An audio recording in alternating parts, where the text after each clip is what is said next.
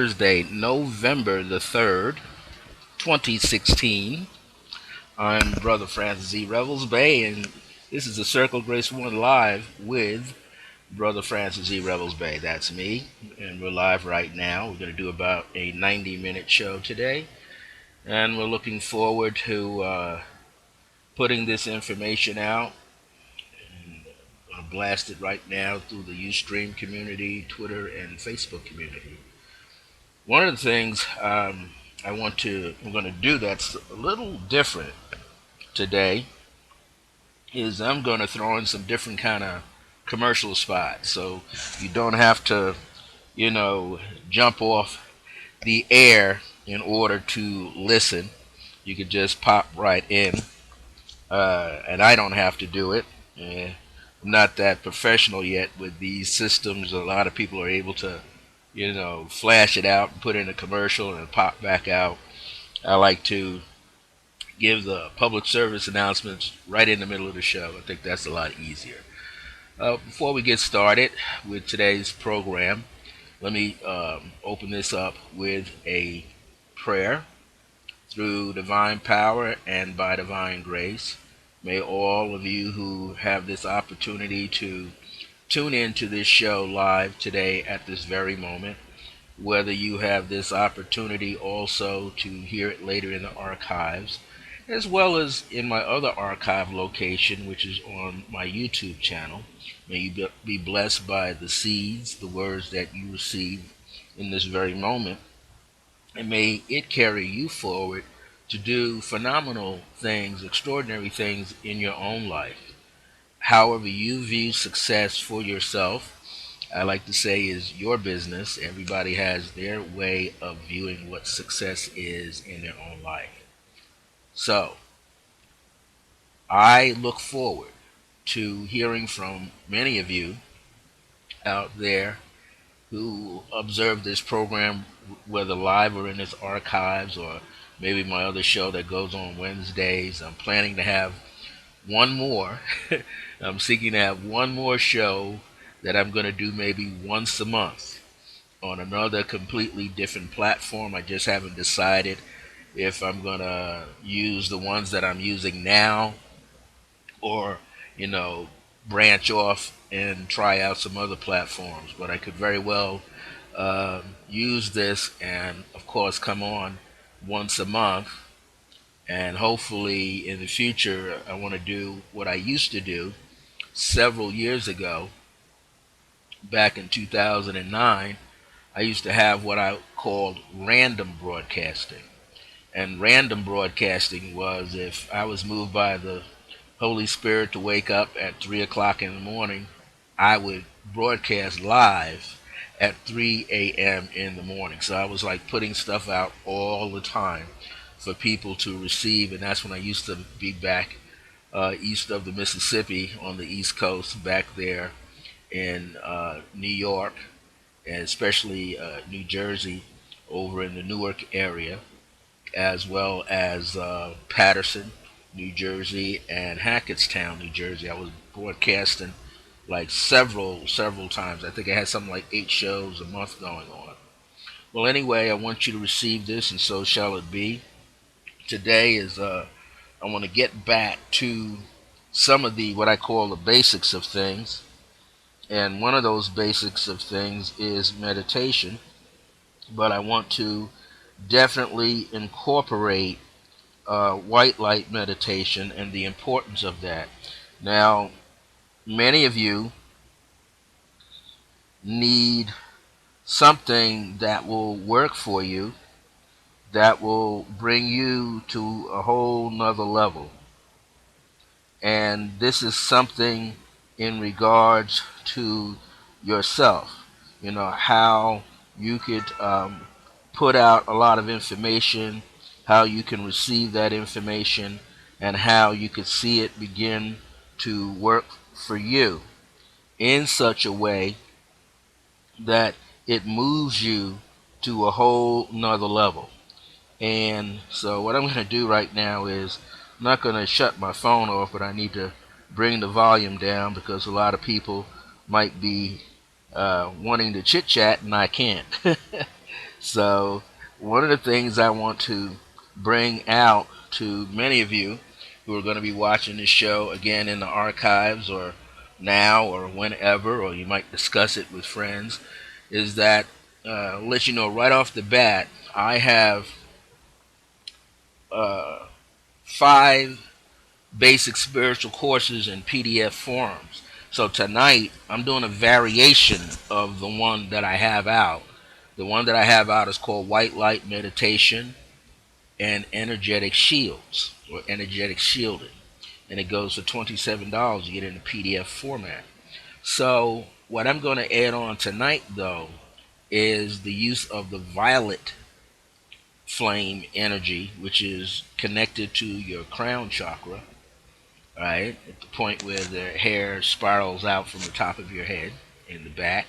And I want to bring that in because we want to be able to raise our personal vibration within our auric field, which is known also as our biomagnetic field, which means it's organic, it's living, living, breathing energy there coming off our physical body, and also known as our electromagnetic field. So it has electrical and a magnetic energy all unto itself. And the higher that we can increase this energy field, the stronger that we can make this energy field, the less fallout from other personalities around you that you'll experience. So, in other words, let's say not only just personalities, entities, but just environments. And this is going to be good also for many of you who happen to live. Maybe you might have, if you don't live, maybe you have a family member and you live rather close to high tension wires.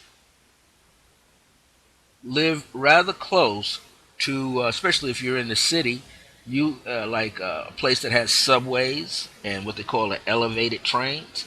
Maybe you live in those kind of environments, or you have to pass through them, or you have to use them at some point, like a regular train, right? Or bus, or plane, or even a train, regular train, like to get you around from one state to the next, or all over your state. Many of these places have fallout, energy fallouts, and the energy fallouts that they have are their own off-centered energy fields. Now, if you live by places that have, I don't know about you, I've been very sensitive and I've been fortunate that I never lived too close to places that had the tension wires, high tension wires. But I did one time have a wonderful basement apartment, but the house owner's house, and she lived there too. She was a Reiki master, learning to be a Reiki master at that time. I think she's well off into it now. Um, she lived in a house. She didn't live on the dead end, but her house was one of 4 houses where the commuter railroad track ran right through the Long Island Railroad. She was at the Hempstead Gardens section, and the last stop after that was called, the West Hempstead stop. And even though she lived in West Hempstead, her section, that little area, was called Hempstead Gardens. And I had this basement apartment, and because of my level of sensitivity back then, that was back in 2000 or 2001 or 2002, I could smell, check this, I could smell the energy coming off of those wires and coming off of the tracks. I could smell it. And it was like very nauseating. Uh, but I was able to reverse the energy. One of the things, I never kept windows open. I used fans, okay? Or I use, she had some fans that allow you to pull the energy out of the basement and keep it outside, which was cool on her part. But back then, even though I was well into crystals, already into crystals, 5 years, 6 years by that time. I mean, even longer, because I was really into the use of crystals in terms of being on altars and things like that, as far back as I would say 1980. I got really into it about 1986, 87, 88, 89. So I would say roughly about 1986 is when I was getting into the use of using crystals wherever I lived. And I was into gemstones because I was attracted to gemstones, just like many of us are now. A lot of young people are now. I was attracted to gemstones while I was in college. I remember having my first ring I bought from a vendor on campus. They had some type of event, and I was intrigued by this artist that made rings out of forks, knives, and spoons, especially out of the handles. And what he had was he had a brown tiger's eye. That was the very first one that I was drawn to, getting that beautiful dark chocolate brown with the gold running through it, polished gold. And I wore that ring out. I wore that ring so much until I lost it. And it took me 3 years before I lost the ring. Then after that, and this is while I was in college. So I was about, what, 18, 19 years of age. So we're talking about 45 years ago. I was started getting into the use of gems. I felt comfortable when I wore a tiger's eye. Then I saw a woman. She gave me a necklace back then that had turquoise, beautiful turquoise stone, and I believe that she was a Native American woman. I wasn't sure, but I remember her face a little bit right now, and it was a very beautiful necklace. And I didn't know anything about animal totems, but it was sitting in silver, and the silver shape was like what you see now as the healing bear kind of energy shape. And the turquoise was set in that with some red jasper around it. And that was my second one. And then later, after I got out of, during the summertime, I would visit a place downtown in the village of Hempstead where there was a Native American shop. First Native American shop down there in a long time, which I found out later was connected to the Shinnecock Reservation, which was further out east in the Southampton area. But I wasn't aware at that time. But after it moved, and it was in another location, sort of like an indoor mall, flea market area, and I saw the guy there again further up the road, then he said up there was the Shinnecock Trading Post, like. And so they, Shinnecocks were all over there on Long Island. They had their own shops. And he introduced me to more red jasper and alabaster and turquoise. And turquoise, I saw it in different colors. And then he had some amethyst and crystals. And I remember getting a belt, silver belt buckle with the leather belt. And in the middle, it was a little tiny piece of turquoise about the size of a quarter or a nickel, but it was like, rounded and flat, embedded into the silver. So I'm saying this because these things back then, and he helped me understand too, that you're wearing these things to draw a particular vibration up around you, and you're wearing them understanding that they deal with protective energy being laid out for you and enhancing your own energy field. So back then, I mean, I was studying Rosicrucian work, I was studying Edgar Cayce work as well, and really getting into understanding how these things work. You know, how this information can carry you forward. So it was a beautiful time just getting into it. Here I was just in college, doing whatever I can to fill in my summers with some martial arts training like Taekwondo and then Shotokan, and then going and studying some gems, and just being able to walk into an establishment owned by someone else who understood what these rocks were about and the vibration with them.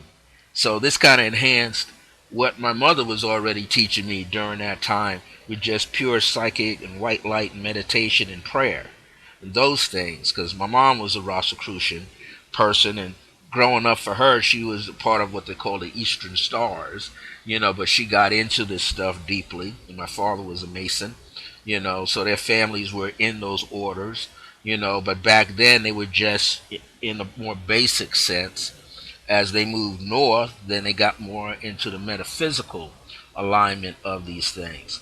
So I'm saying all of this because I want you to understand that all of these things out here energetically are real.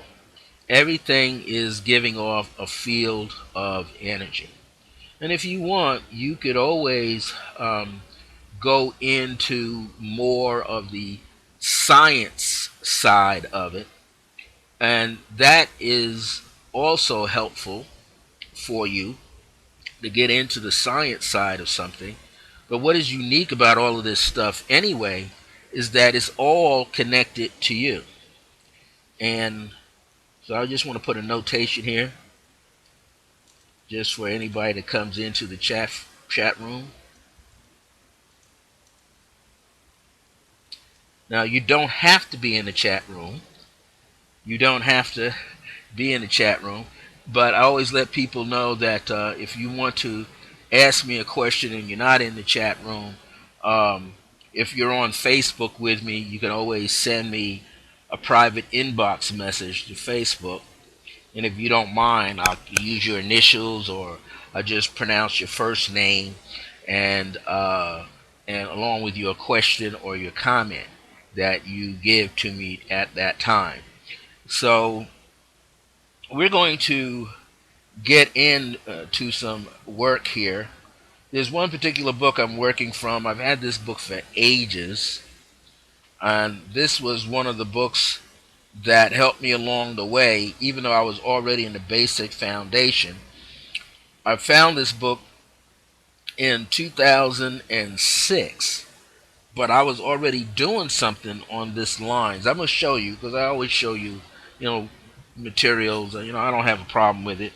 Anybody who's a teacher should show you their materials, at least some of them.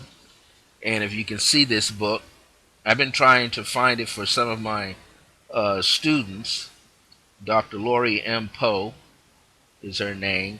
As you can see, Mystic Wisdom for Richer Living. Get it this way. The Miracle. I gotta go the other way. There you go. The Miracle Secrets of the Ascended Masters, which is the miracle, healing, and prosperity secrets of the Ascended Masters. And reason why I had gotten this book back then, because it really spoke to me on a level that I was already involved in, already utilizing.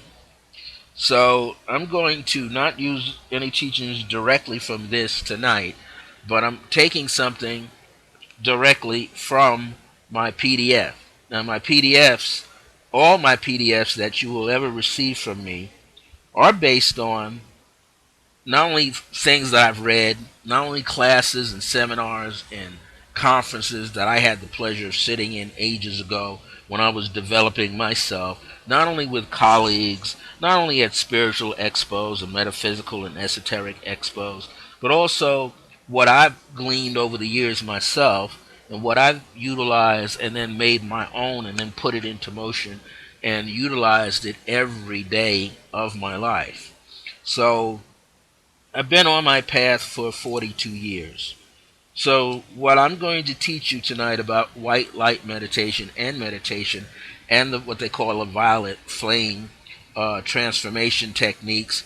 And I'm going to give you a very special technique that I received by one of the ascended master vibrations, referred to as like a Saint Germain.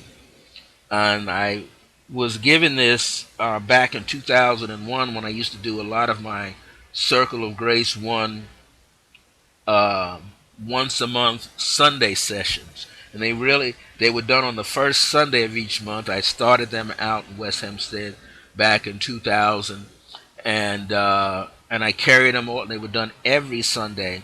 They got to be so popular. I had not only people from a local area around me coming to my basement apartment, but I also had all of my students that I was mentoring who were coming from New Jersey in carloads. And I mean, I'd have one group locally that would show up at about 11 o'clock in the morning with me, and we'd go to about 1 o'clock in the afternoon, 1:30.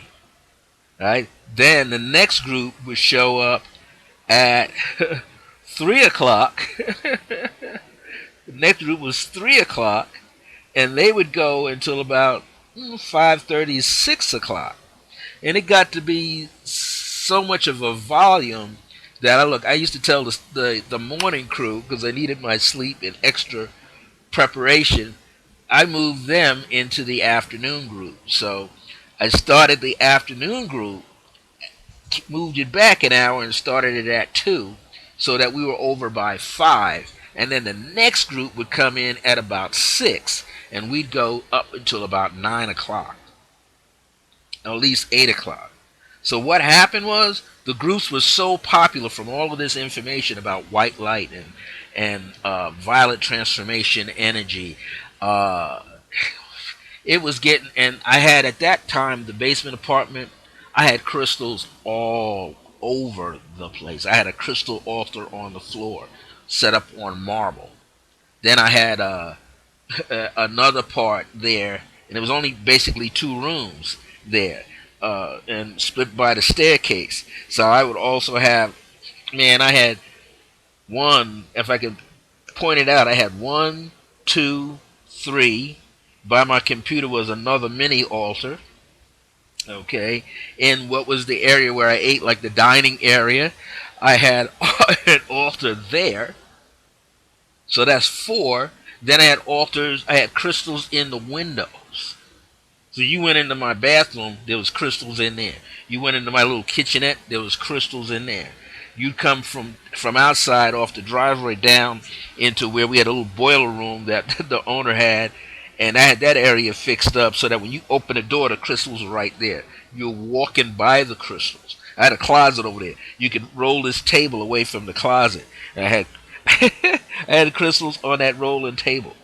So I had crystals all over this place, and it enhanced the energy. But I had to do that. Why? Because of the railroad track was giving off, oh man, this unbelievable smell. And it smelled so bad that the neighbors had difficult sinuses. They had difficult times breathing. They had problems where their asthma was popping up.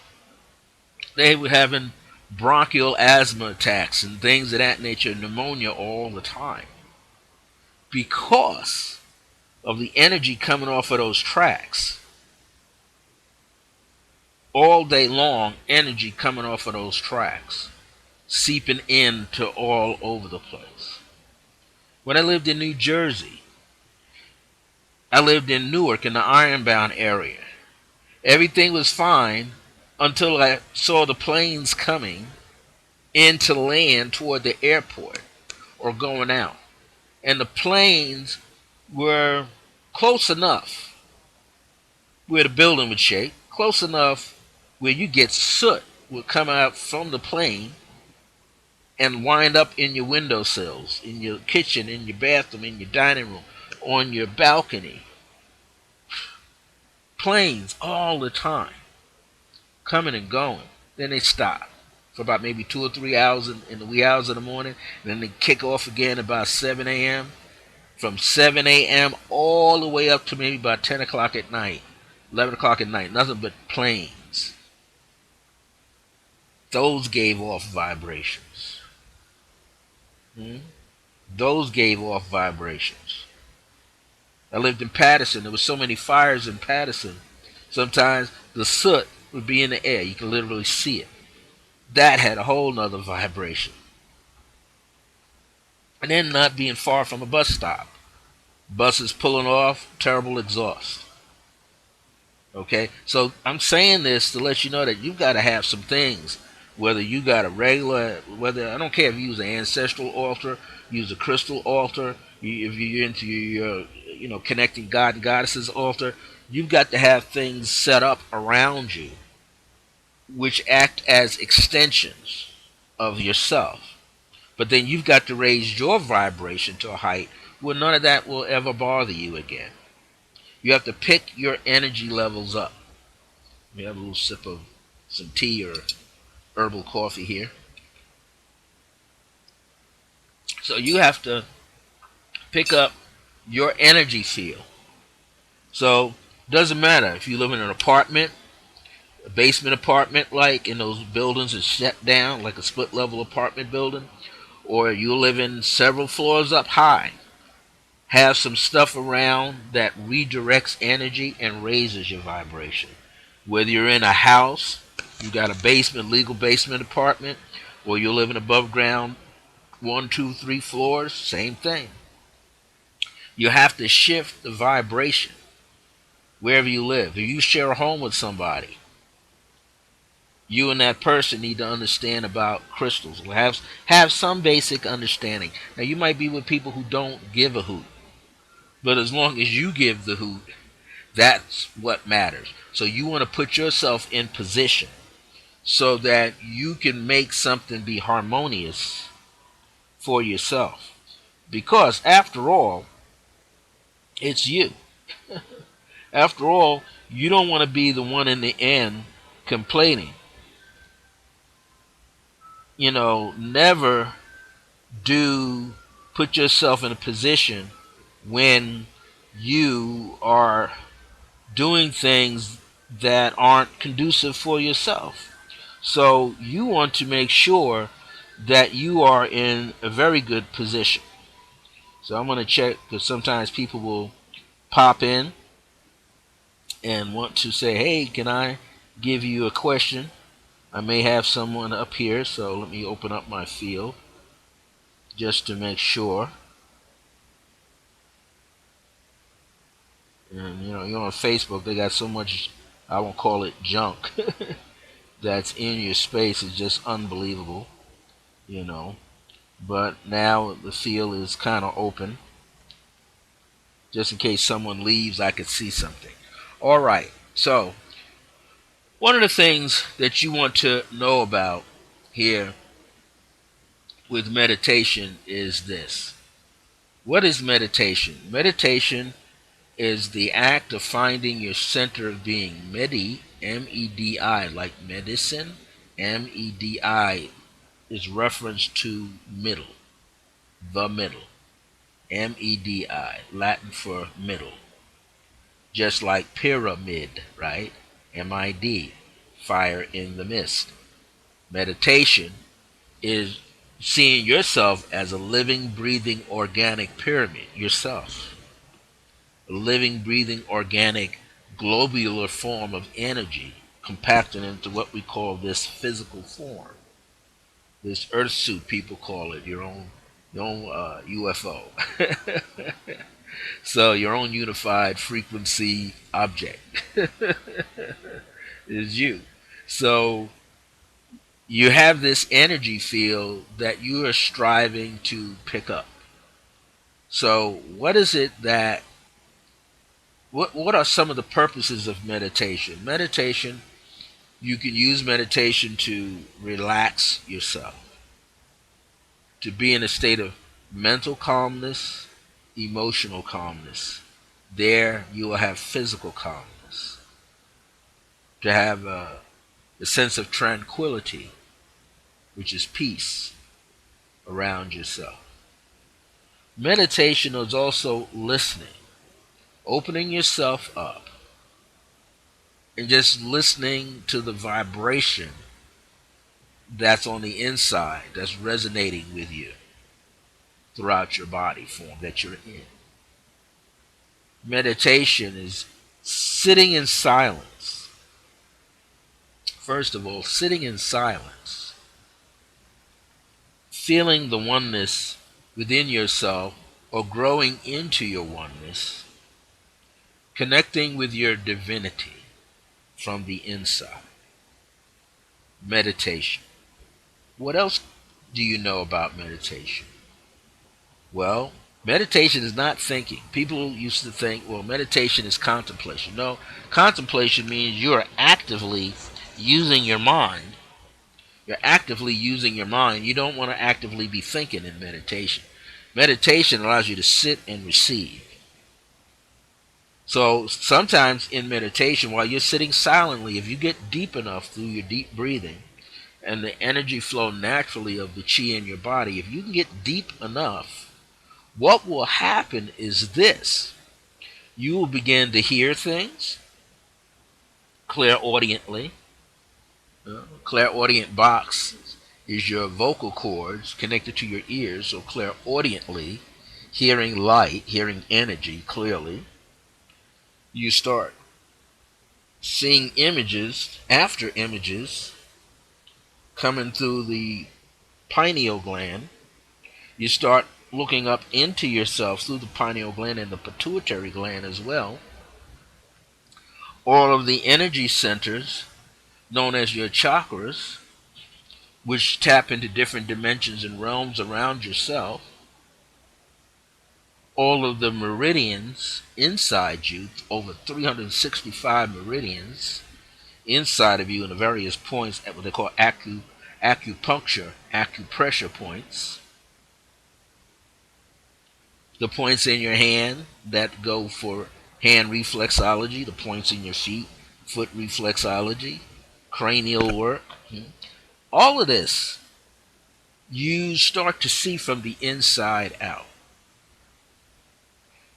Do you know that you can use your meditation where you can envision yourself inside your own body, correcting your body, speaking to the cells of your body, over 1 trillion cells, speaking to the cells of your body,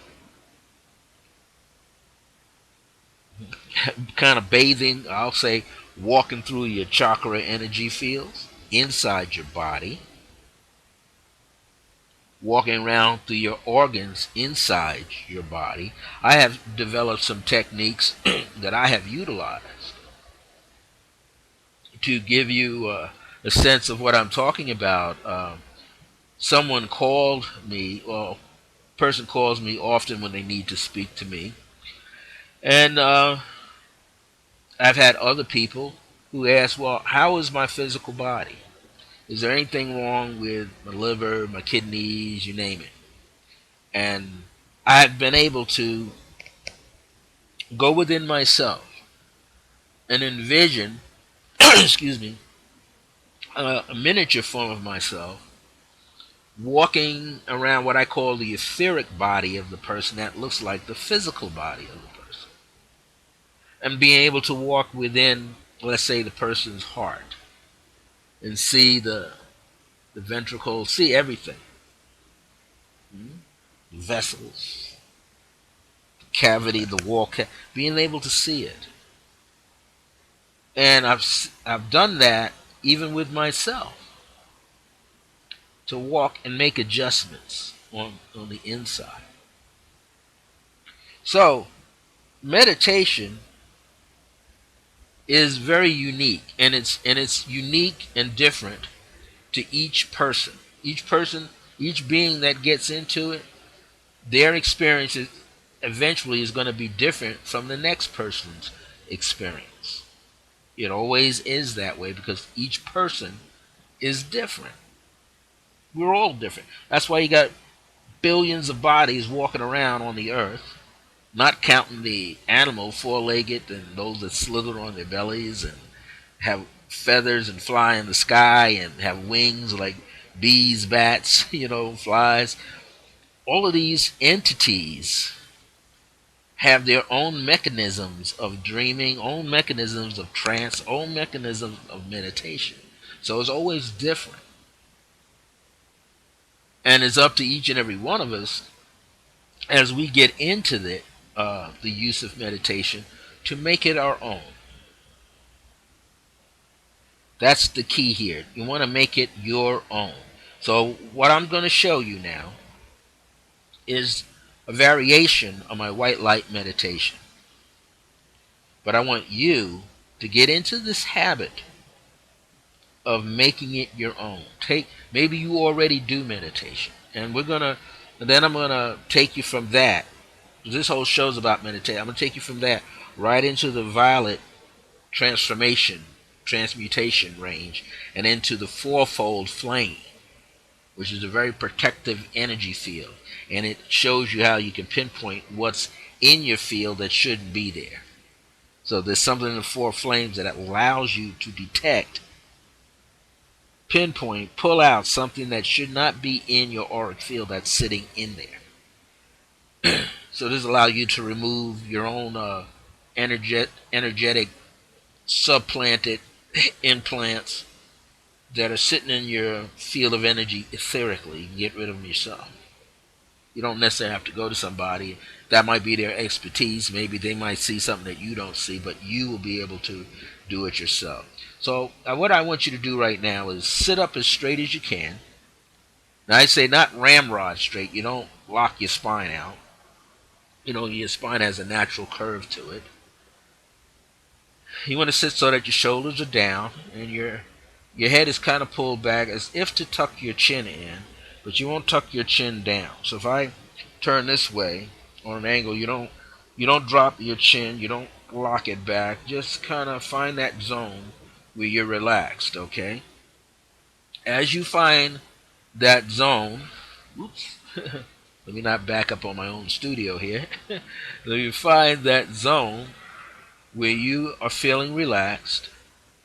I want you to place your tongue to the roof of your mouth, just behind your two front teeth. Now, you're not going to have the tongue resting on the ridge, not touching your two front teeth in the center, but that little hard ridge where the gum starts to come in, where your teeth goes into the gum, and how it curls back and then it goes up higher. Well, right before it goes up, there's a little ridge there. And you're going to place your tongue. Now, you don't have to place the tip, because if you have to place the tip, you have to curl the tongue. You don't curl the tongue at all. You just bring that little part of the end of your tongue before it comes down to the, ridge of it. Place that little part in the center. Bring your upper jaw in contact with your bottom jaw. Upper teeth contacting your bottom teeth. Good. Now that you have that, I want you to start breathing. And here's the rhythm, or the number of seconds, or a second is this. 1, 2, 3, 4. Now that's 4 seconds. You could slow that ticking sound, that count, down a little slower. I want you to inhale on 4. Don't hold your breath at the end of the 4th, and release the breath on 4. So do it on your own. Inhale starting now. Just let your shoulders fall down with it. Now once your shoulders get down and your arms are kind of hanging there a little bit, do your best to keep them down and just pull the shoulders back just slightly. Now while you're doing that too, I want you to be aware that we're going to bring your diaphragm. Your diaphragm is the membrane that runs just beneath that base of your sternum area. And this separates, what it does is it allows the lungs to be sitting up higher where they're supposed to be, and your heart to be where it is. And the diaphragm kind of keeps the rest of the organs where they should be and down, right? Now, that diaphragm acts like the bow on a bow and arrow set, and your breath is like the arrow. So the point of the arrow is going to be coming out of your mouth, out of your lungs, out of your mouth. The back of the arrow is going to be right there where the sternum is, and as you inhale, you imagine the arrow coming down to where the center of your belly button would be. So that means you have to breathe like a baby does. The baby, if you watch a baby, a newborn baby's never been disturbed from its breathing. It breathes with the abdomen pressing forward and pops in as they exhale. To prove that to yourself, place either hand over the belly button and the other one a little higher up in your chest. And all you want to do is just let the Belly button area, press out as you inhale and pull back in as you exhale. What will happen is the belly will come in, the abdomen area will come in, and then the chest will kind of look like it raises up a little bit and then releases the air. This allows you to bring more air into the upper part of your lungs, especially if you can keep your shoulders down. Now, if you can prove to yourself that you still didn't bring more air into the lungs, as you inhale, just hold the breath a moment, lift your shoulders up, and then inhale again, and you'll feel a slight rush into the upper part of your lungs, which proves to all of us that we don't really use the full capacity of the bronchial tubes of our lungs. Why? Because we've been taught to use shallow breathing, breathing with the chest too much, you see. So do your best to use your belly button area as a focal point, relaxing and pushing forward, drops the diaphragm down, and pull it in, and it's like over a period of time, the air will then, what's happening is, it's the action of the diaphragm pushing up onto the lungs underneath and squeezing that air out for you. So just continue to breathe. If you can't control it right now, don't worry about it. Just it'll fall into place sooner or later. Just relax. Now, as you are going into this and you're relaxing with each and every breath, I want you to be aware that we're now going to do the white light meditation. The white light energy field, just like all the other ray colors within your auric field, they are already there. You just haven't learned how to see them yet. Some of you may already know the techniques of seeing your auric field. So I should mention that. Now, I have a lot of things around me that may get in the way of you seeing the auric field. But if you were, let's say if I had a gray wall behind me with not much light on it, or a darker wall, or if I had just a white wall, which is wall is white, but I got things on the wall. But if the wall was, if I could show you the wall and it's all white, you would just look into this space. I'll go this way this is my right, but you see it as my left. I will look that much away from the shoulder, all the way around from my head, all the way down. And in that spot, if you just gaze into it, don't stare at it, but gaze into it, you'll be able to see the radiation of energy flowing through the pores of your skin, through your clothes. Your clothes can't stop it. That's the beauty of this. Your clothes don't deaden the electromagnetic field. It'll just pop on through. So if you were trying to see my auric field, that's where you would be looking. Now, you would just relax. Just envision within yourself the white light coming up out of the energy field. Now, it could be white like you see behind me here and over here. It would be white like that, or brighter white, or what we call pristine white, or some call it blazing white. Whichever you want to see, you shall see. You envision that in your mind, and because in between the right and left temple, and in here you're seeing it across your forehead, you're also bringing up the memory of it within you, that you have seen this white light before. So it's not something that's new. It's already have been there. You're just calling it up by telling the body to release the energy of what is called white light into the atmosphere, into the auric field. As you do that, you want to feel it all around yourself. So this is a way in which you can begin to project it around yourself. If you know where the center of your sternum is, between the base of your throat and the tip of the sternum, right in the center, we use this energy field to represent the heart center. Even though the heart might be just slightly slightly to the left, but not by much. Because you got your two lungs here. The lungs don't sit on top of each other, right? So the lungs are here, and then the heart is kind of sitting there a little bit. People always say you can feel the heartbeat stronger here, because it's talking about the upper chamber of the heart as opposed to the lower chambers of the heart. So your focus your awareness here. Now, some people like to see it flat against the body, so the bait like a flower, bell of a flower toward you. The better way is to see it like a little stem that comes out, and then the bell of the flower underneath it, and the petals out.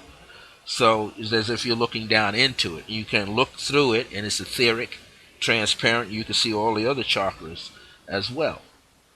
Same on the inside. Now, the more you can do this, I would suggest that you literally feel it like your whole body is seated into it.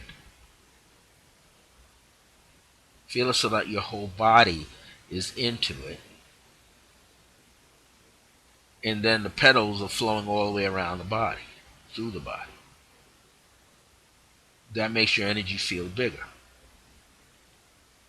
As you do this, you inhale on the center, and as you exhale, you envision or pick a space. If you were to put your arm out in front of you, let's say you go as far as just past the elbow. Then you inhale from that point, coming back into the crease of the elbow, and you exhale out again down to the wrist bone. Okay? Then you inhale, coming back just a tad, and then exhale past your hand. So that space that you want to get would be like this. From your wrist bone to the crease of your elbow, those are the increments basically you want to get from your body in 3 sections. You're going to do this all the way around your body. So let's do it again. You inhale from that sternum point or from the inside of the heart chakra. Exhale out to that space that will be right in front of you. Draw in. Inhale. Not bringing your attention all the way back, but like what feels like an inch or two to you. Then releasing it into the second zone. Do the same. Inhale. Let it go to the third zone. So it'll be a feeling like having 3 arms lengths out in front of you, you see. Place your awareness to that point where you know the energy field would stop. Just be aware of it, right in front of you. Now, if an advanced level, rather than just here, the width of your body, eventually you could feel peripheral wise, like 180 degrees. So to get to that point, I want you to place your awareness, even with your heart, outside your arm, upper arm. For those of you who are direct students of me, you would think through your arm to the rib cage, so underneath the armpit, literally, or where the nipple on the chest would be, it'd be like even with that, you see. From that point, you inhale and you project outward. Just see in your mind a white light, soft white light going out. Draw it back in, then out again further. Inhale in, and out again further. Now, someone might be saying, well, how is my breathing? At this point, you've gone from inhaling to 4 and exhaling to 4, right? So when you inhale on 4, you exhale on 4, 3, 4. You inhale on 4, but you're slowing it down. Then you're exhaling on 4 and you're going out, you see. So what will happen is you'll have, 12 breaths out in front of you, 12 breaths to what? To the right. And now do the same with your left. Get 12 breaths out. Inhale. You're just feeling the presence. If you don't see it with your mind's eye, you feel the presence of the white light coming up out of your auric field. Inhale. Exhale. And get that third one in to your right. Now, you've got what? 4, 8, 12. Now go behind you.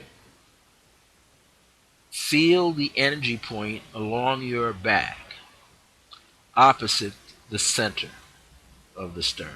So we're talking about the upper region of your back from where your neck starts to the center of your back, maybe going a little lower. That would be right over the top of your kidneys and adrenals. And bam, you're right there. Just feeling it, inhaling, pulling it in, exhaling on 4. Slowing it down, inhale on 4. Now you're going behind you, exhaling on 4. That's 8. One more time, 4 in and 4 out. So now you've got what? 12, 12, 12, 12, and 12. 3 sections. 12, 12, 12, and 12. Now, if you want to make it 16, you just add another breath range in, okay? You're just sticking in the white light right now. This is what you have to play with. You're getting 3 sections of 12 of 4 breaths, basically. That's what you're doing. You can make it. You can actually use the math a little differently in your mind if you want. But just keep it that simple in your mind. You don't have to get too technical right now. Now I want you to pay attention to front and back as you inhale.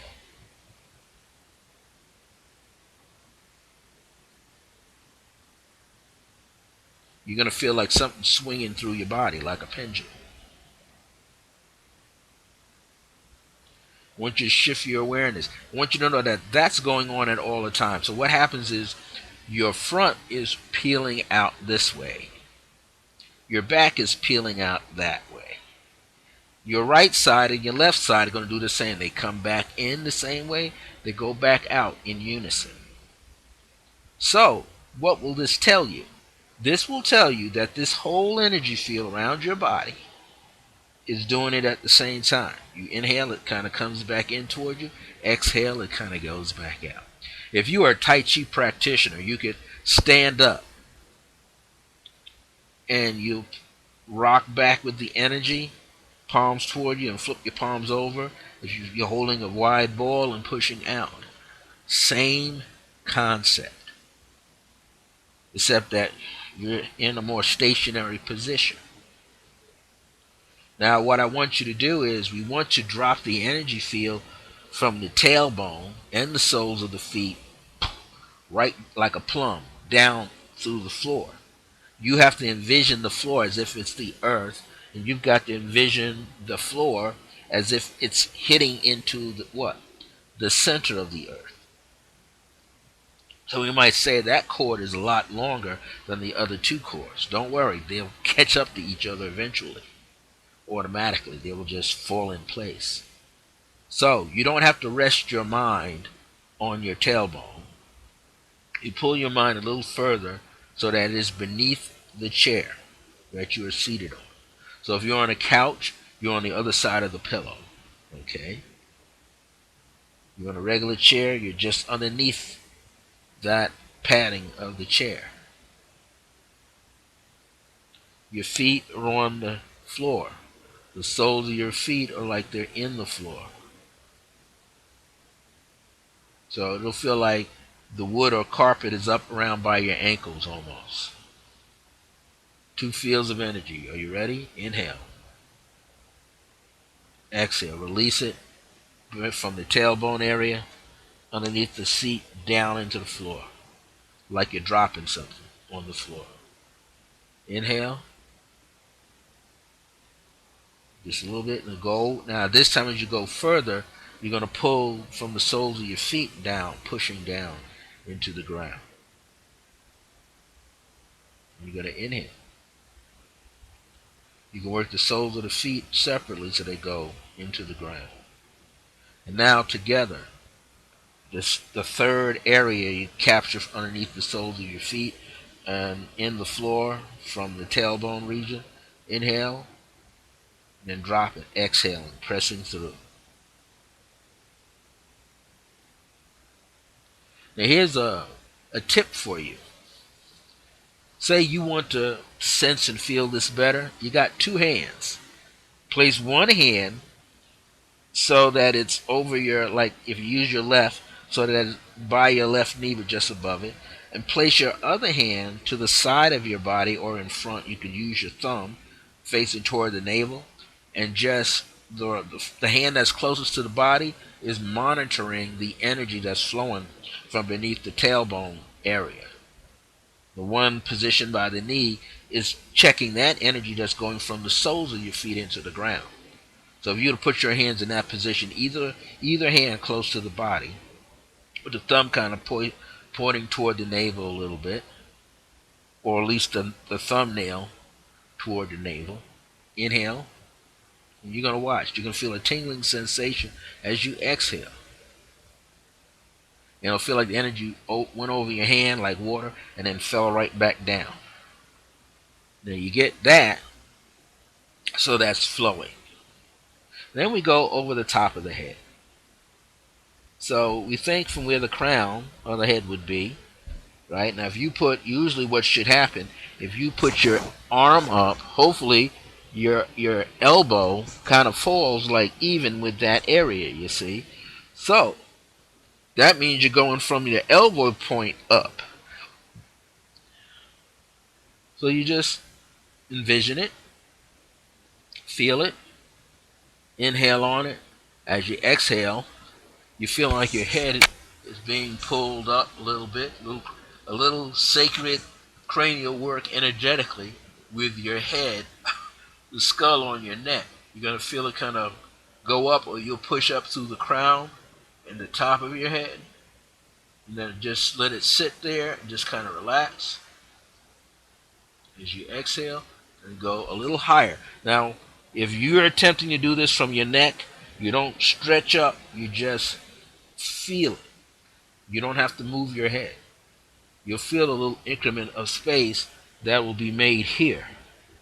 In the meantime, the energy is moving up, it's floating upward as you exhale. Now all you gotta do is just check the zones.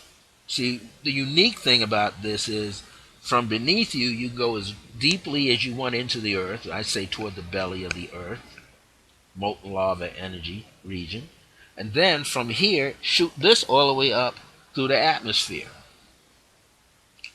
through the energy over you, up into the sun. Now, what I've been doing is I've been taking my energy to the great central sun. I've been depositing that energy there, pulling from there. In fact, seeing myself there. Do that. Now, remember, as above, so below. So these energies will come together, they will contract as you inhale, and what? They will expand. Extract will be pulling out, going out, right? X out. Tract, the beam, pulling it, stretching and strengthening it, going up and one going down, right and left, front and back. Now all of these together, all the little angles in between, diagonally, are doing the same thing. They're doing the same thing. Now just feel the presence of white light. You put your palm up. Maybe you've got a pendulum. Those of you that know that when I teach this class, you should have a pendulum around. You can put the pendulum out in front of your body.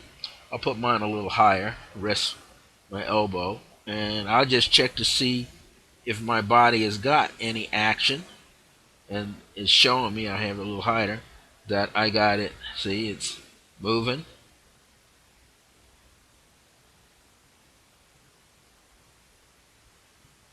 Now I want to know if it's big enough, and it will start making its motion. So I know that my energy field is opened up in here, which tells me to the right and to the left, behind me, beneath me, and above me, the energy field is open. This is what you want to be cognizant of, that the energy fields are open. Now, all of these are moving at the same time. All you have to do is realize that the ions, IONS, is the what? particles, charged particles of light, are always in your auric field. They're embedded in your body, in your skin, in your muscles, in your teeth, your hairs, your eyes, the optic nerves, nasal passage, ear passages, you name it.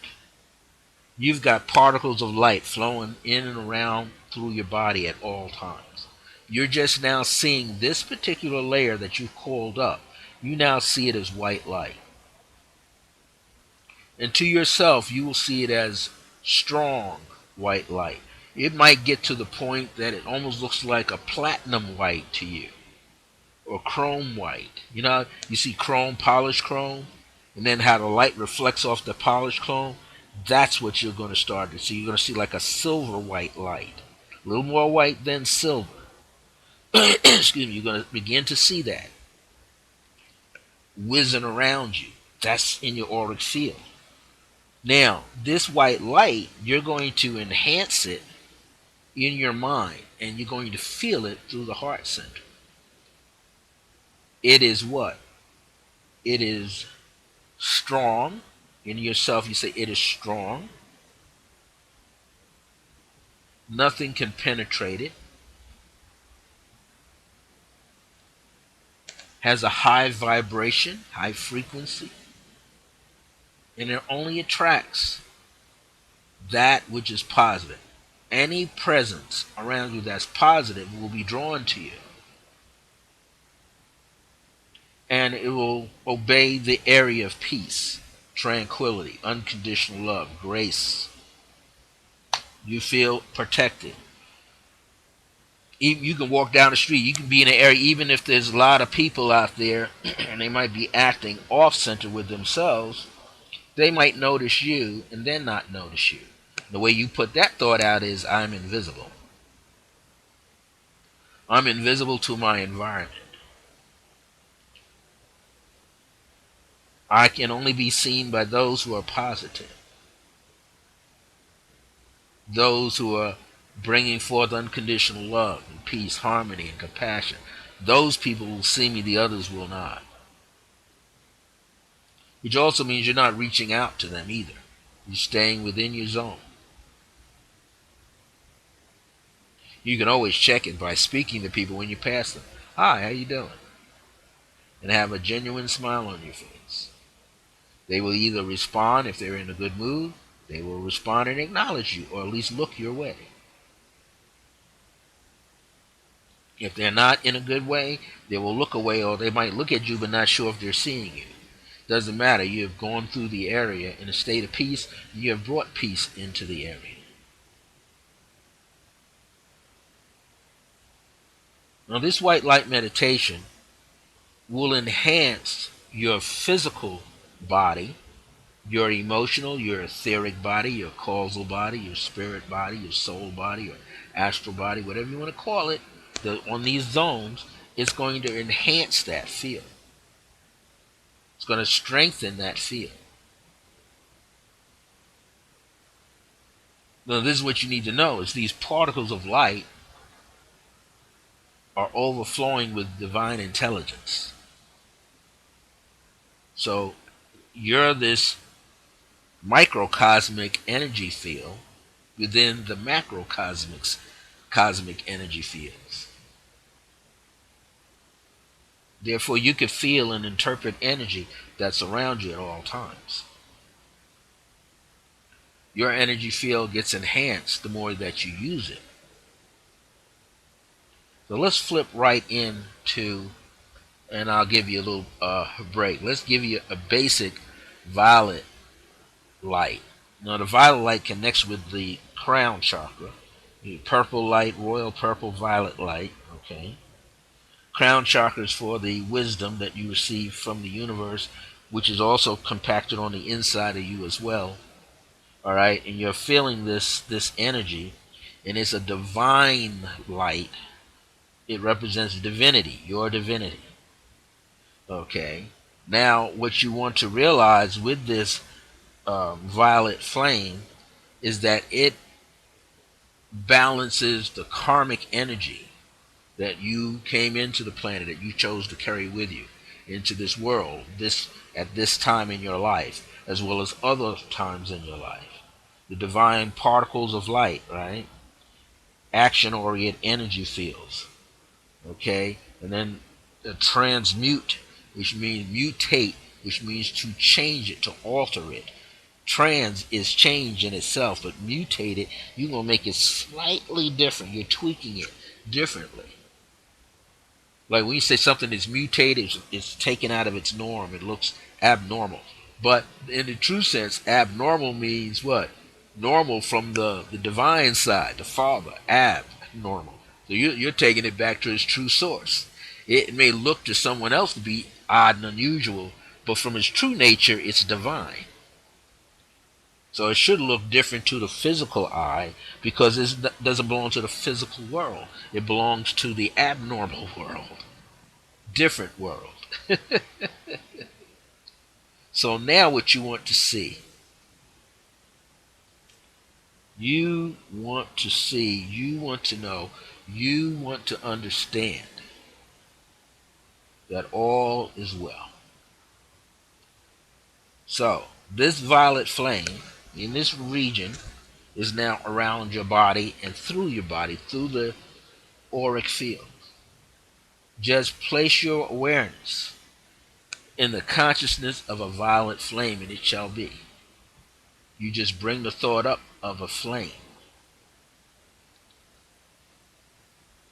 Now, if you want, you can take this white light energy field and see it as a flame, an etheric flame.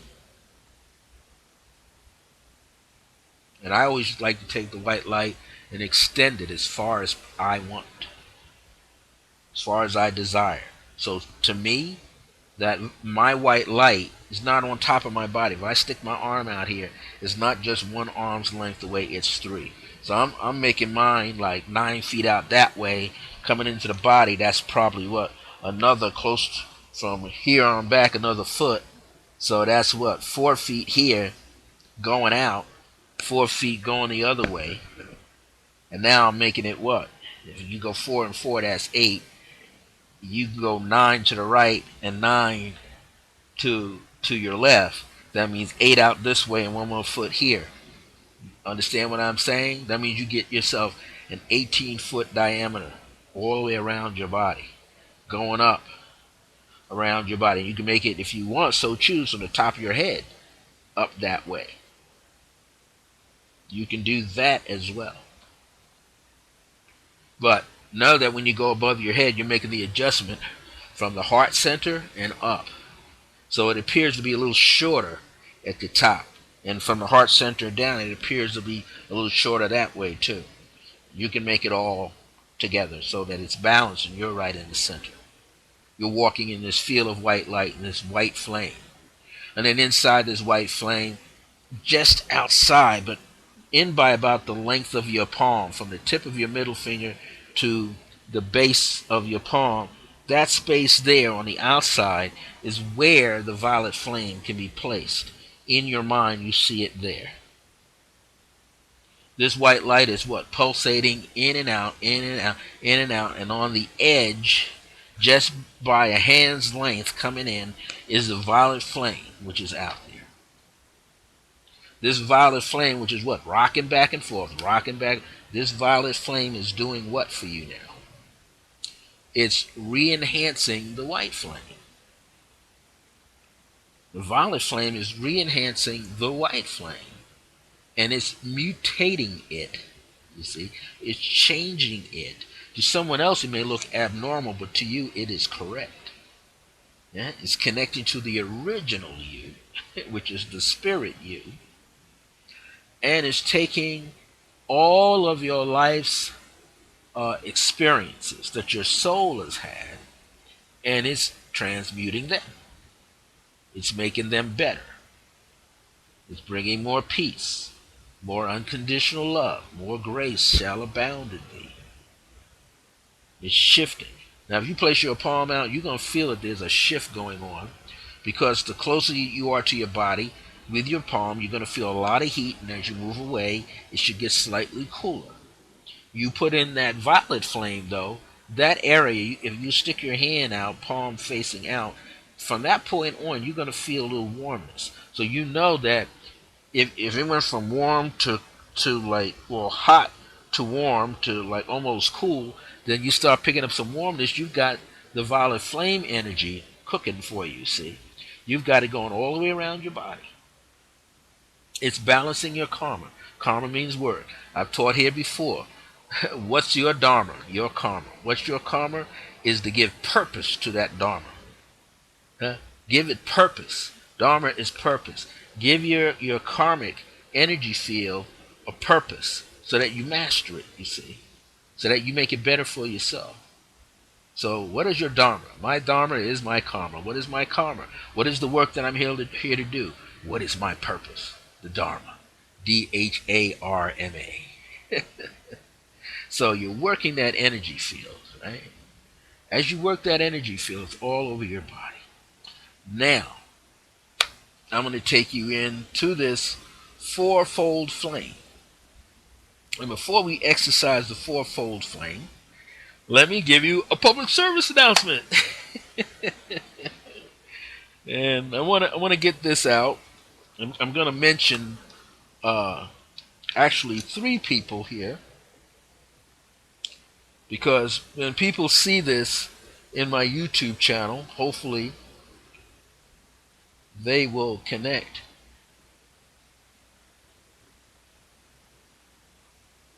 With this individual. And we're looking, myself and many other people with her are looking for some assistance. Not really me, but her. So let me announce my good friend. I've known her for 30 years. Her name is Didi Tilson. D-I-D-I, first name Tilson, Tillson. She's on Twitter and she's on Facebook. She's on LinkedIn. You know, that website called LinkedIn where all the people want to network, you know, and many people will look at your profile, okay? And if you're really looking at me, you might notice I got some purple ray up in here. Yay! So we know the violet flame is cooking, is coming in and out. Well, let me get back to this. What you want to see and know is that there is a important screenplay that was put together last year based on a book by my author friend, Didi Tilson. Now, I've read the book. She revised the book, and I read the revised version of the book. It's called A Need for Love. A Need, N-E-E-D, for F-O-R, Love, L-O-V-E. Now, what is unique about this is that it is now a screenplay. It's been written into a screenplay.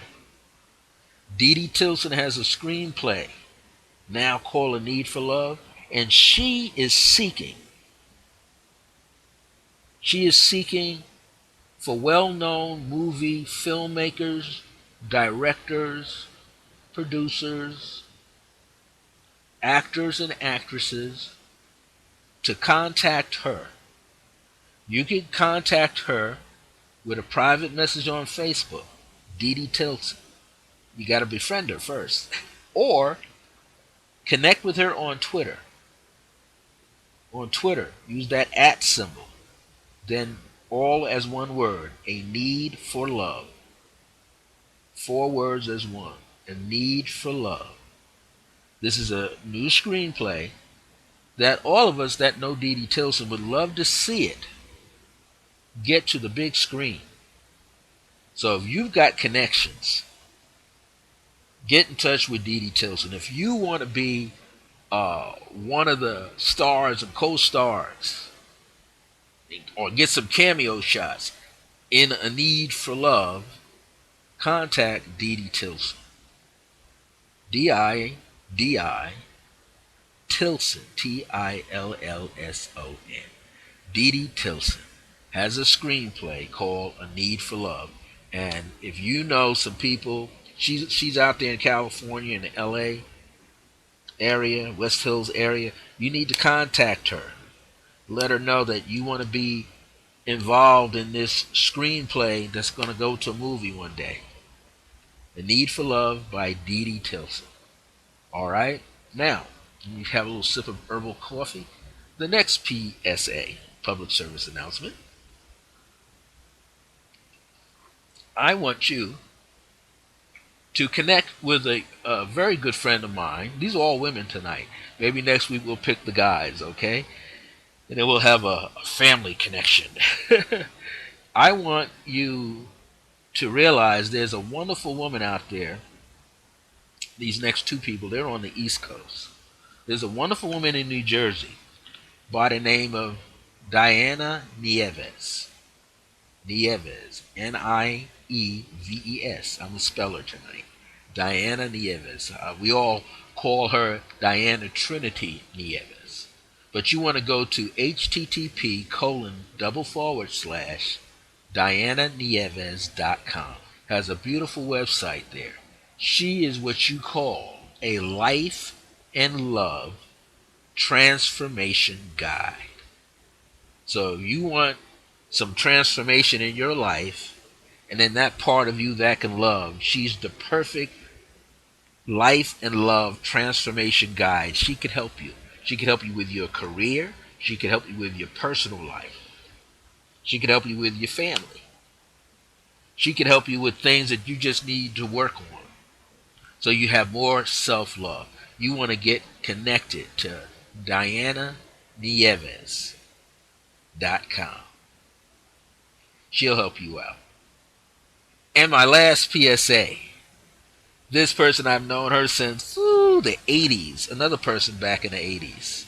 Way back in 1986, 85. I met this wonderful woman. She's I'm going to call her the Hungarian mystic. Hungarian shaman. She's an international writer. She's a prolific writer. She's been on Coast to Coast. She's been on many other internet online radio shows for years.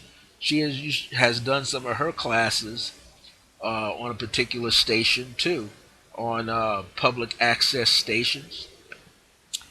She is out there. She's been in psychic fairs, expos. She's been on radio, just like I was on radio. She was on WLIB with Lloyd Strayhorn back in the day when I knew Lloyd, and I still know Lloyd. I was his guest, and then she was Lloyd's guest.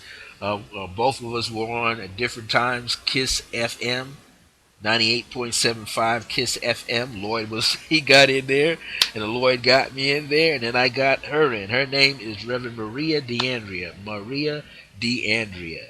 Maria, Maria, capital D apostrophe, capital Andrea. Her website is Maria D'Andrea without the apostrophe .com. www.mariadandrea.com. She's got 14 different sections there. Man, she's got media work there. She's got her books there. She has her catalogs there. She's writing books all the time with Inner Light Publications. This guy by the name of Tim Beckley. He helps publish a lot of her material. You need to check her out. A lot of her stuff is in Amazon.com. That's the Hungarian shaman, the Hungarian mystic, my longtime buddy, Maria D'Andrea. And she's an excellent spiritualist reader as well. She's a spiritual coach as well. And she works with a lot of business people. So if you got a business and you just need to know which way to go with it, you need to call. You need to connect with www.mariadandrea.com. And I'll put it in the description later here. Okay, I'm going to put everybody in here. So, now, let's get back to this fourfold flame. I received this, again, when I had my meditation groups on Long Island, in a wonderful basement apartment that was crystalline, perfect as I call it, back in the day, when one of my students was under quote-unquote attack, psychic attack. And these things do happen. Psychic attacks didn't just get started now. They've been going on for eons. Okay? There's always people out there trying to siphon people's energy out of them, off of them to utilize. So, my good friend, I'll call him Ron here, was needing assistance. And we were in the group setting from the Circle of Grace 1 on the first Sunday of each month. This came on a particular Sunday in 2001. As I began to give him the violent transformation, I was in touch with the Ascended Masters and specifically with the angel of grace, and as I tuned into her, and even my ancestors, my mother Grace and my grandma Charlotte, tuned into them, and this is what came up. I want you to realize something. This is a very unique technique. Now we just did the white light meditation, and we put a little bit of the violet flame out on the edge of it. Now I want you to see that energy kind of quiet down invisibly, but it's still there. And I want you to inhale upon it and bring it back to yourself. Just like putting your hands out and asking for it to come. Like you're calling in the nano sparks and fiats, calling this energy to come home to you. And it's all around your body. And I'm asking you to bring that white flame light, which will not harm you, and the violet flame light, which doesn't harm you, bring it on the inside of your body. That first level of the shield, bring it on the inside of your body. And I'm just checking you, many of you that are doing this. I know that you're doing it because I can feel through here that you're doing it. Now, what I want you to do is, you know how you have a match and you light the match and you see the flame? In your mind, in front of your body, light a match, see the flame. And it's a violet flame. And I want you to inhale upon this violet flame, bringing it in so that it's seated now on top of your skin. Inhale, exhale. Now, it's within your etheric range. So let's say your etheric range is the length of where your fingers touch the top of your palm down to the base of your palm. That's your etheric range on top of your body. I want you to bring that violet flame right into that space. Keep your tongue to the roof of your mouth, behind your two front teeth on the ridge of the roof. Just breathe into this now, and as you do, feel it. Now, if you've done it right for yourself, you're going to feel a tingling sensation on the top of your skin, going up the neck, around your shoulders. You're going to feel it all on your legs. That's a sign that you're doing this. Absolute sign. Good sign. Now, as you're doing this, I just want you to know to be comfortable. Have no fear. It's all living, breathing energy that belongs to you, belongs to the universe, and we're all hooked into it at the same time.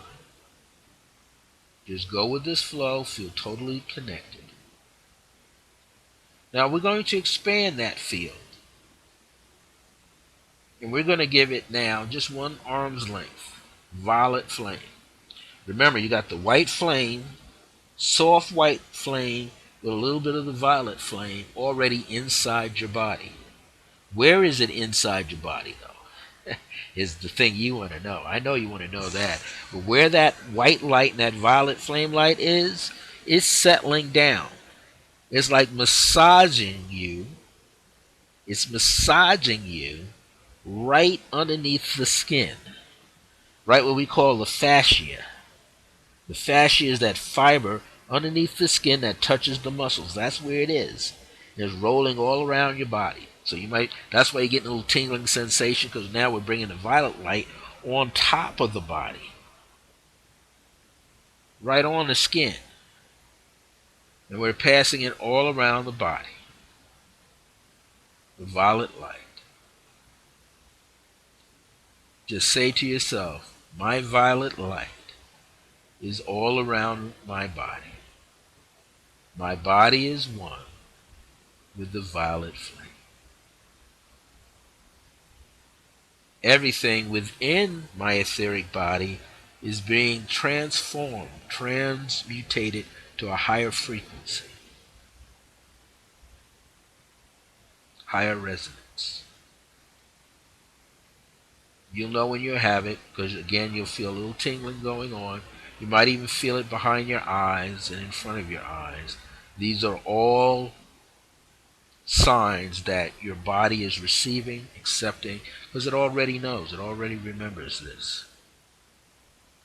All right, now you know that it's in front because if you stick your arm out, any one of your arms in front of you, you feel it along the edge of your fingertips. That's where the first layer now, this fourfold flame is. That's where it ends. If you stick your hand out in front, right back at the wrist bone area, right, from there out, I want you to see now and call up a gold flame. Not a gold metallic, just a gold flame. You can make it a whitish gold if you like.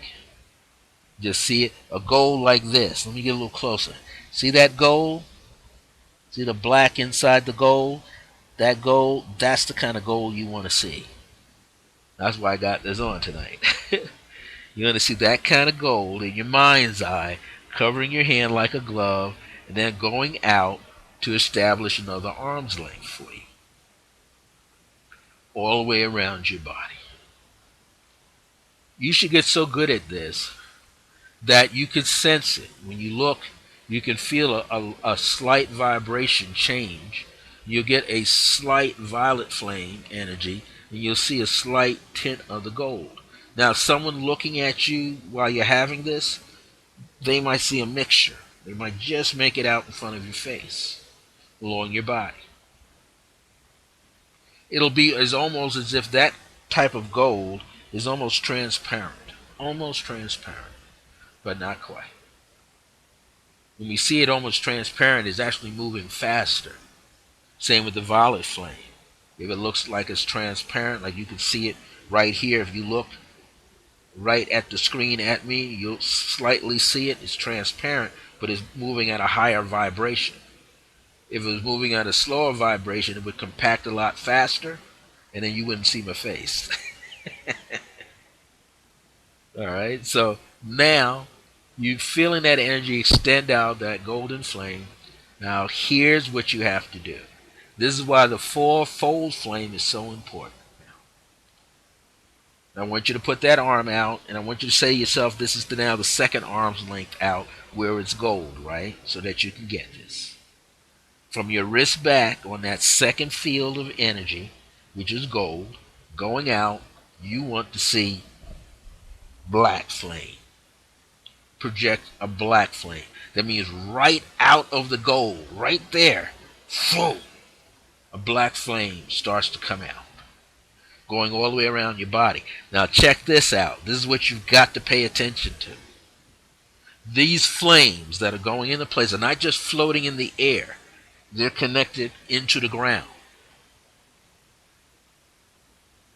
So the violet flame on top of your body, going out one arm's length, is what? Is through the ground as well, and above you as well. Right and left, back and front. That gold flame is the same way on the outside. The gold flame actually amps up the violet flame. The gold flame amps up the violet flame for you, keeps it going like gears. You know how gears lock into each other? These gears, though, they're moving in whatever direction because they're full of divine intelligence. They move in whatever direction they desire to move in, which is cohesive for them. Is living, breathing, organic energy field. It knows exactly what to do. Now, that black flame is there, and it goes out another. In this case, I want to tell you, I want you to say to yourself that the black flame, my black flame, when you say it to yourself, you're going to feel your hands and body tingle up. You're speaking to your black flame, which is a protective energy field, just like the others, but it's different. I want you to tell your black flame to do this.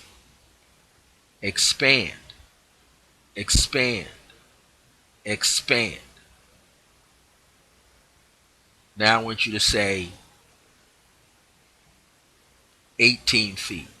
You want that black flame from where the gold flame stopped to come back and now shoot out all around you, up and down, all around you, through the ground, up 18 feet. 18 feet. You got a band of 18 feet in a black flame rolling around your body. Now, this black flame is sort of like a vacuum cleaner. This is what it's going to do. It's going to allow you, like a black crystal ball, to look into the space. And you will say to the black flame, show me what does not belong to me. Show me energy forms that are not of peace, harmony, and happiness. Show me any energy forms that have been negative toward me. Now, what will happen is the black flame force field will kind of what? Pull the covers off of things that it might be sitting in your space that you didn't know that were in your space in that 18 feet outside of your gold flame. It may also pull up that which has gotten past the gold flame that may be sitting right here too. It's going to suck all of that away from you. It's going to throw it in the jailhouse of the black flame. And while it's sitting in the black flame, it's going to roast anything that doesn't belong to you. Anything that represented negativity.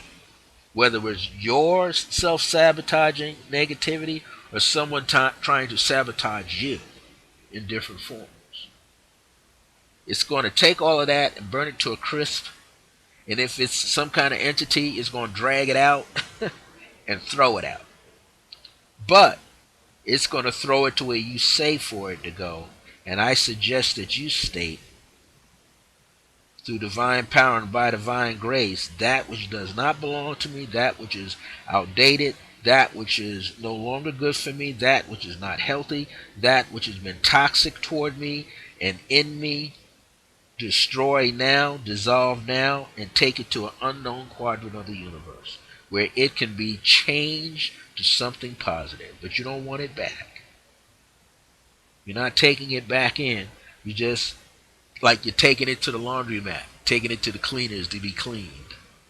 Unknown quadrant of the universe.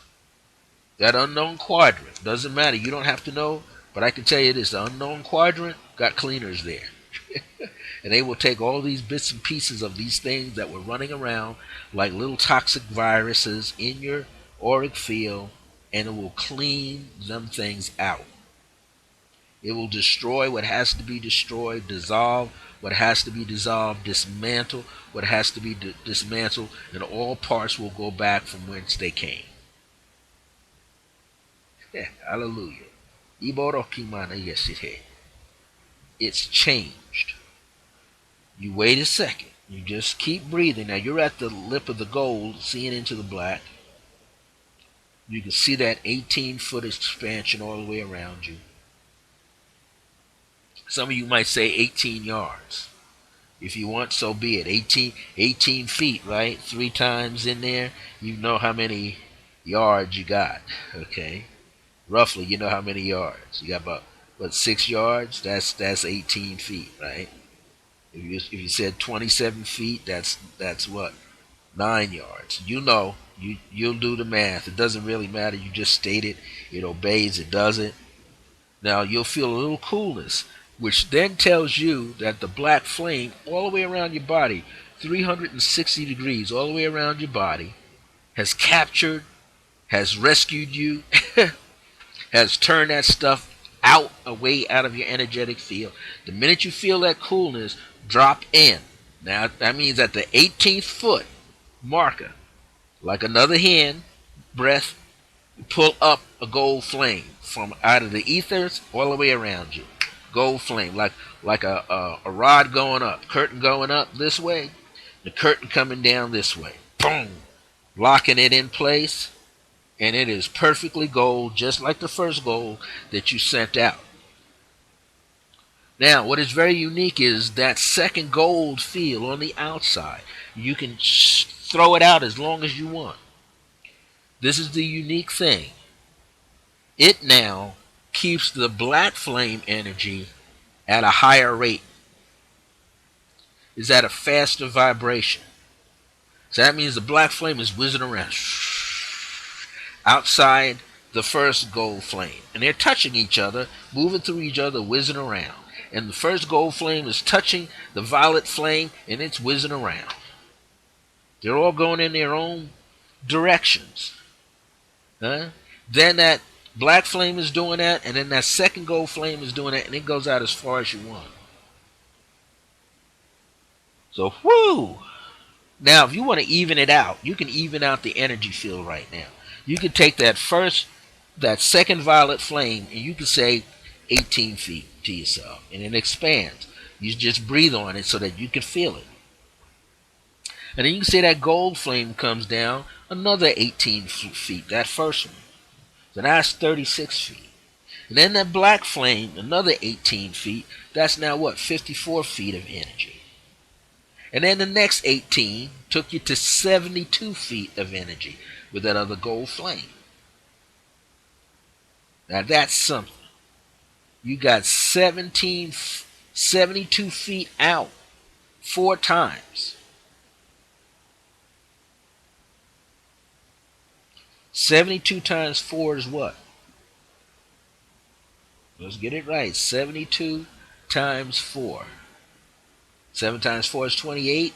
And 4 times 2. So that's 288 feet of energetic field working on your behalf. 72 and 72 is 144. 140-foot diameter around your body. At any point around your body, 144-foot diameter. You're rocking.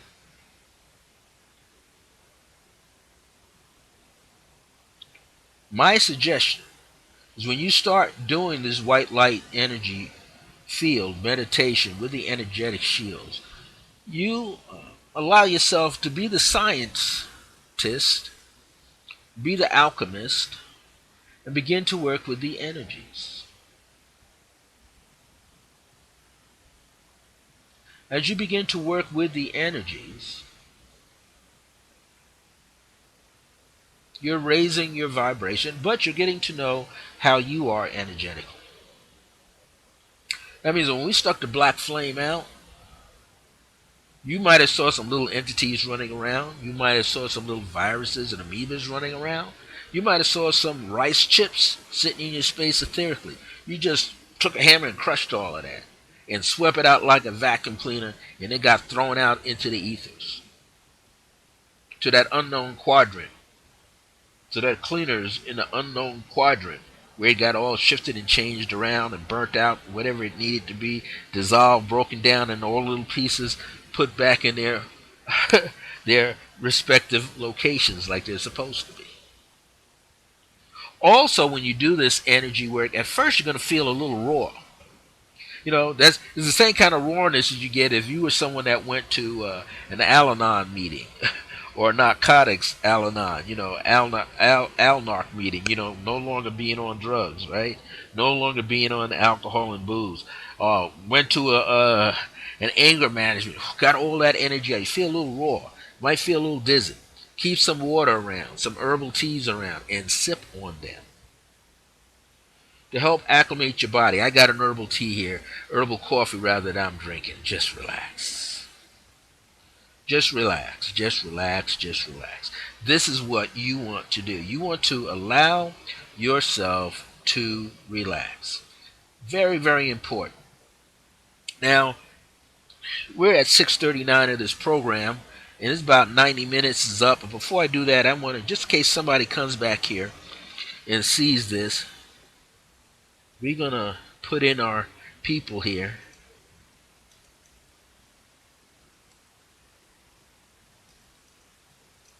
All right. Because I want people to see this.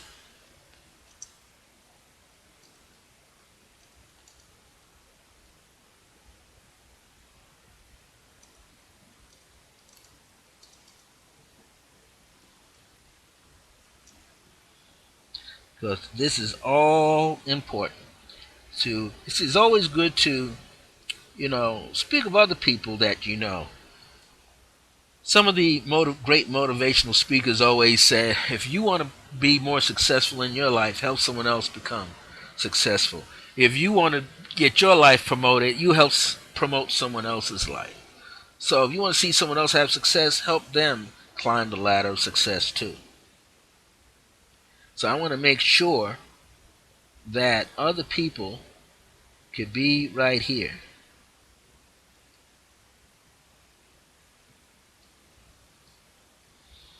because everybody needs a hand up, right?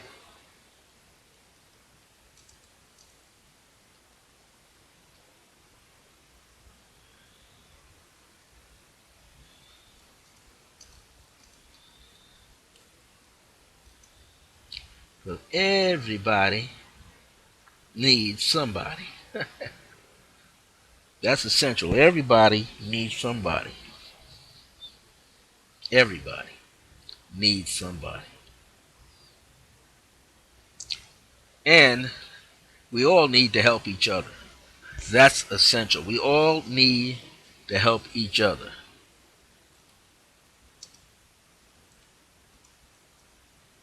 And I just want to, this is the way I want to help my friends,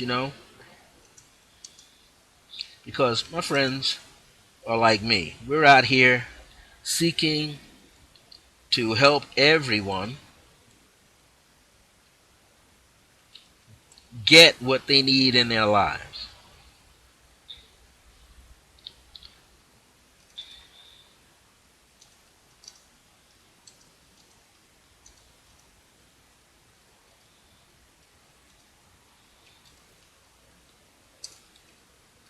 Just a minute. I just want to make sure this gets here. It's all about being there for each other. That's what life is about. Help somebody else get to where they have to go.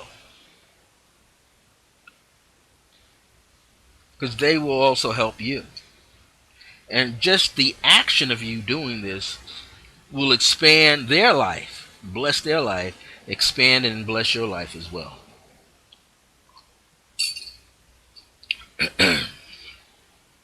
So I wanted to get the sisters out here that I know that are doing this work.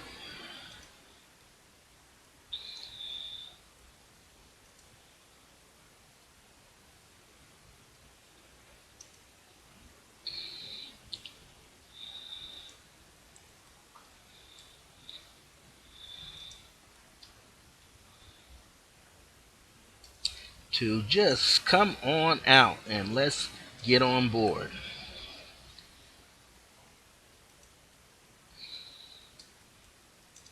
Let's do this. There's so much that's going on in the world, from politics, religion, to wars. No matter what's going on in the world, we all can play this part of saving the world that's immediately around us. And so this is one of my goals here to I have a site here and I'm using it, and I want to help as many people as possible. Doesn't matter whether you're my colleagues, doesn't matter whether you're somebody down the block that's doing something well.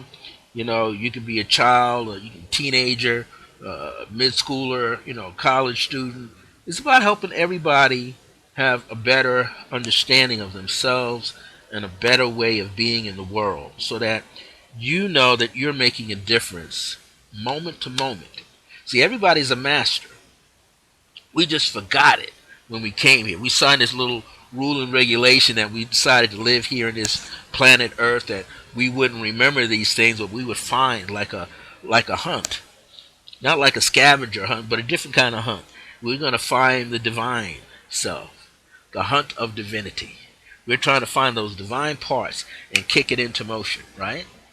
So if you know or would like to contact Dee Dee Tilson to get involved with her new screenplay, A Need for Love, you need to hook up with her on Twitter at A Need for Love. If you want to have, or you desire to have, a life and love transformation guide, you need to contact Diana Nieves. If you want a Hungarian mystic, my great friend, metaphysician, spiritual life coach, A.L., then you want to get on board here and go to this person's website, mariadeandrea.com. And man, she's got some things for you. This is important, very important. Now, if you want to be in touch with me, myself, I'm going to put myself in here, right? I want you. I'm over here at Twitter as well. I'm on here as at Sir of Grace, and I'll tweet everybody. That's what I do. I tweet everybody. That's my thing. You can find me on Twitter. I tweet you.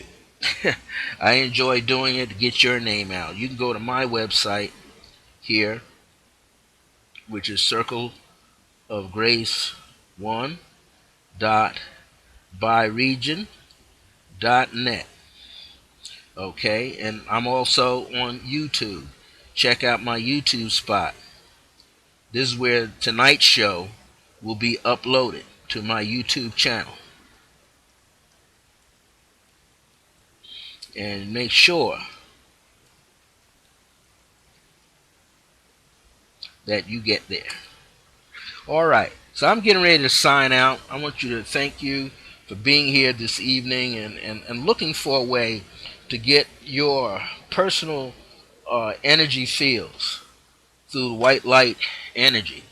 And one of the things I should say is there are many different ways to boost your energy up. People have used to use pyramid energies for years. People now use 360-degree panel. I think that's a boss idea also. Whoever came up with that, man, that works too. You can use a pyramid. See a pyramid overview with reflective mirrors, and anybody looking in that doesn't have any good intentions, it just blocks it out. You just see themselves. This fourfold energy field just eats up anything that doesn't belong in your space. Not only in front of you, but right, left, diagonal, up, above, beneath, behind you. It captures anything that shouldn't be there and gets rid of it. Okay, that's what it does. It's your own personal energetic guardian, auric field guardian. That's what it's doing all the time. The black flame. It is also a flame of invisibility. You can program it. Just see yourself there. Poof, you're not being seen by anyone, felt by anyone. And this is good to use if you're a restless sleeper at night. You can put this energy field where you live and have the same thing. So be aware that there are tons of things that you need to utilize that can assist you on many different levels, from solfeggio tones, SOLFEGGIO tones, to crystal healing bowls, Tibetan bowls. The crystal healing bowls take you through all the chakras, all right? Tuning forks through all the chakras, as well as other zones that you need to hear the tones for. Mantras do it. Symbols, yantras do it. Sacred shapes, sacred geometrical shapes around you do it as well. So you want to use everything that can enhance your energy field. The more, the merrier. And sometimes the simpler, the merrier. All right, I'm going to sign out now. I want to thank you for being on the program and just doing a whole lot of things that's in the assistance of your well-being. And just know there's greatness for everyone. I'll be here next Thursday at 5 p.m. Mountain Standard Time with another show. And we're looking forward. I won't be here, of course, on the quote-unquote Thanksgiving Day, but I'll be here the Thursday before and the Thursday after. And that's going to be, an essential thing that we'll be utilizing and having a blast. So things will be quite interesting and a whole lot of fun. So we want to see you here every Thursday, 4 p.m. Pacific. My time is 5 p.m. Mountain Time. If you're in the Central Time Zone, that is 6 p.m. If you're on the East Coast, that is 7 p.m. On for about 90 minutes. We almost stretched ourselves out to 2 hours tonight. But I had to put this information in. I'll be back with another interesting show next week, live video streaming. Also, every Wednesday at 4 p.m. Mountain Time, 3 p.m. Pacific, 5 p.m. Central, 6 p.m. Eastern, for about 30 minutes. I'm on my own Blog Talk Radio channel, Blog Talk Radio channel. You can go, everybody knows what Blog Talk is, www.blogtalkradio.com. You can go in there and look up The Age of Remembrance. That's my channel, and the subtopic of the channel is always the Circle of Grace 1 in the Age of Remembrance, and I have about a 27-minute inside of that show, 30 minutes, to give you some very interesting bits and pieces of information for you that will assist you and help you out. So it's a wonderful time for you to have it and behold and feel great. And I just say like to give all kinds of information out during that show. We've talked about vibrational frequencies and other things. Yesterday we talked about self-love enhances self-preservation, and how you can treat yourself to a whole lot of things just to pick up your vibration and really bring it forward for yourself. So if you'd like to do that, feel free to do that, and we shall um, just move along in another way.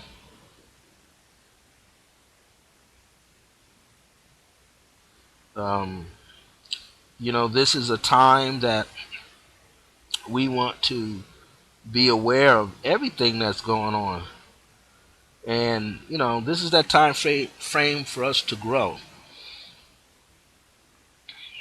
and we got to grow.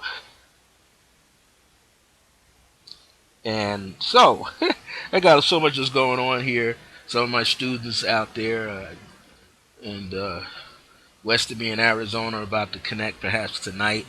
I'm gonna have to keep it short because I've got some other people that relatives I'm going to be talking to later, hopefully, and some other students that I've been mentoring for years as well. We're getting ready to have a wonderful takeoff. I'm looking forward to this wonderful trip, being able to go to Arizona for a couple of days for the Thanksgiving weekend kind of a stretch. So I'm looking forward to do that next year. Having a longtime twin flame soul brother who's born March the 16th like I am. I'm just a year older than he is. And he's going to come with two of his colleagues who run a store out in Long Island called Gurus. And they're planning to come here and celebrate my birthday, my 65th birthday next year. Now, not mistaken, I think my birthday this time falls on a Friday, I think. I think it falls on a Friday or a Thursday. But, however, they're going to come out and celebrate my birthday with me. They'll probably be out for about a week. So it'll be a great time. Early this year, one of my Reiki students, he's a Reiki master. I didn't teach him Reiki, but he's a Reiki master himself. He came down. He used to be in New Jersey. I hadn't seen him in 12 years. He came out, celebrated my birthday with me, and he was February 23rd, Pisces. That was John Gilbert on here on Facebook, John the Entertainer. So this is that time frame. We're doing so much work here on the planet for Ascension. 2017 is going to be a great year, and I hope to do some traveling. I have friends in Chicago, longtime spiritual Moorish friend in Chicago, and we're going to set up something where I go to Chicago and pop in for a weekend or a week and do some teaching over there, so that people, and reading, so people can get this information. This is going to be great for people to receive. So at least every 6 to 8 weeks, I'm going to be on the road. Hopefully in 2017, getting around to different folks and doing some classes and things. And I know a lot of people should say, you need to take a break. Yeah, I need a break, but I need to do what I'm here to do, and that's to be an anchor, spiritual anchor for this world, and for those who are in need of it, and those of us who have some fabulous spiritual missions that we are performing here in this sector of the galaxy. So we're looking to get all of this information out to as many people as possible, because 2017 is going to be rocking and rolling. 2018 is rocking and rolling. Up to 2020, we want to keep some information going strong.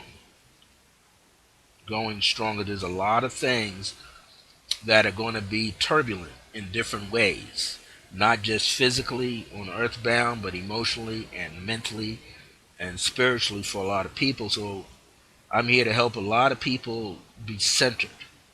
And the more people that can become centered, the better for everybody. And there's like, I'm not the only one, there's what, hundreds of thousands of people, teachers all over the United States who are known and not known, who are doing their work.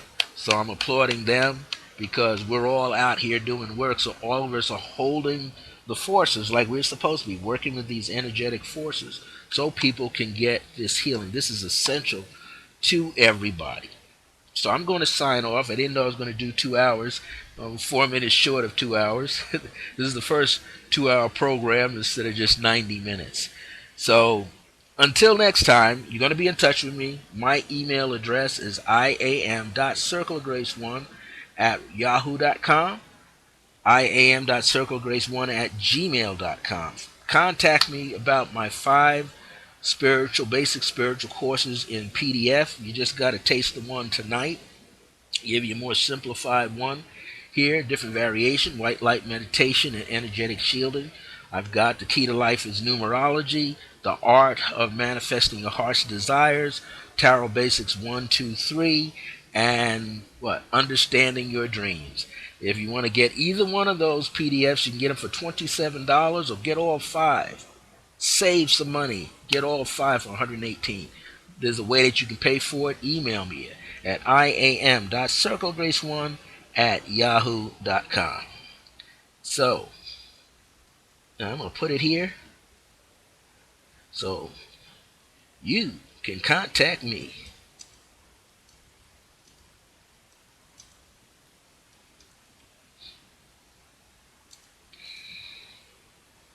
Alrighty. Until next time, remember that divine grace is a blessing as we are alive and well in the age of remembrance. See you real soon. Next Thursday, I'll be here. Next Wednesday, I'm